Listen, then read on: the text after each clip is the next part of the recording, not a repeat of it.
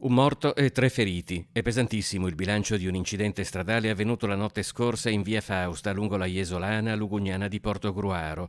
A perdere la vita un 24enne originario del Venezuela, residente a Pasiano di Pordenone. Viaggiava nel sedile posteriore di un'auto assieme ad una donna che si trovava al volante e ai suoi 2 figli di 14 e 1 anno e mezzo, anche loro di origine venezuelana e residenti in provincia di Pordenone. Erano circa le 23 quando l'auto che procedeva in direzione Jesolo è uscita di strada carambolando in un campo. A lanciare l'allarme alcuni automobilisti in transito. La donna è stata estratta dalla macchina dai vigili del fuoco e stabilizzata dai sanitari del SUEM. Le ambulanze sono arrivate da Portogruaro, Caorle e Bibione, quindi trasferita in codice rosso in ospedale e in coma. Sono serie anche le condizioni dei 2 bambini, mentre purtroppo, nonostante i soccorsi, per il 24enne non c'è stato niente da fare. Il giovane è deceduto nello schianto come accertato dal medico del SUEM.